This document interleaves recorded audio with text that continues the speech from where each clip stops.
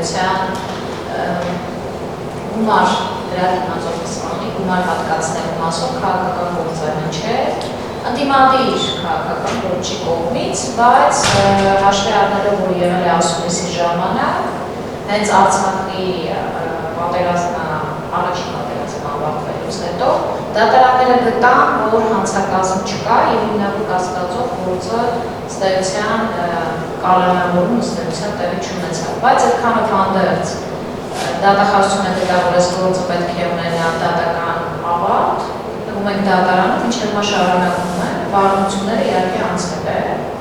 Մենք սենց հարց ենք բարձրացնում ստեղ, բռնության ոչի պարագայում, երբ որ առհասարակ համացանցում տեղի է ունենում, ենթադրյալ գործողությունը։ Արդյոք յուրաքանչյուր անգամ, երբ որ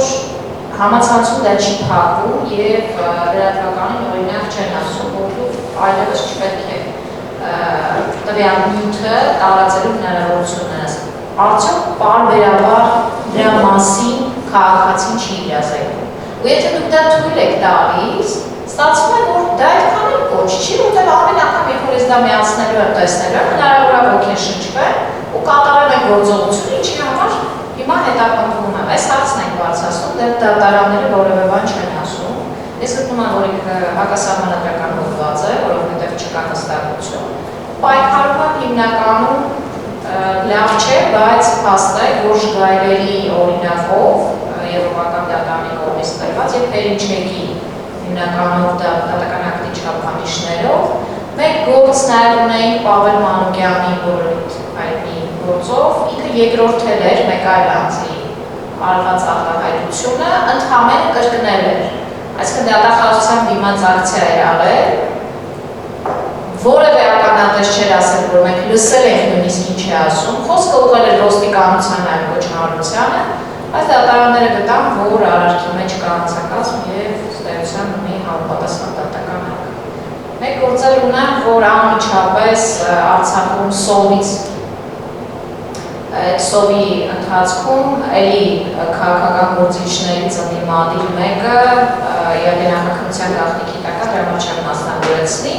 ընդհանրապես բարձրաձայնել է, որ դուք սրիկաներ եք,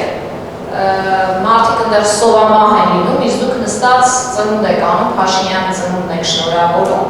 դա գտել է, որ ատելության խոսք է տարածում և բռնության ստեղծության կոչեր է անում։ Այսինքն մենք պետք է արձանագրենք, որ բացառապես այս հոդվածը ներարկվել է քաղաքական մոտիվներով և քաղաքական ընդդիմախոսների և ոչ միայն քաղաքական, ովքեր նաև փաստաբաններ, ովքեր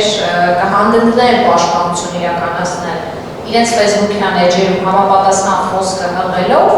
այդ անձանց նկատմամբ համապատասխան ճնշումներ իրականացնելու համար։ Ես առաջարկում եմ, որ առհասարակ, ովքեր ունեն, ինչպես օրինակ դուք, փաստաբաններով,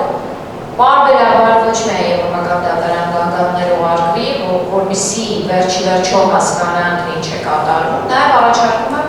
նման հանդիպումները ակցիաների տեսքով, որովհետև ու կապ չունի, մենք կիսում ենք առհասարակ գործելավոր, չենք կիսում, դա բացարձակ նույն կազմակերպության մեջ ենք աշխատում, թե ոչ, ես կարծում եմ մենք պետք է համախմբվենք այս հարցի շուրջ և պարբերաբար բարձրաձայնենք։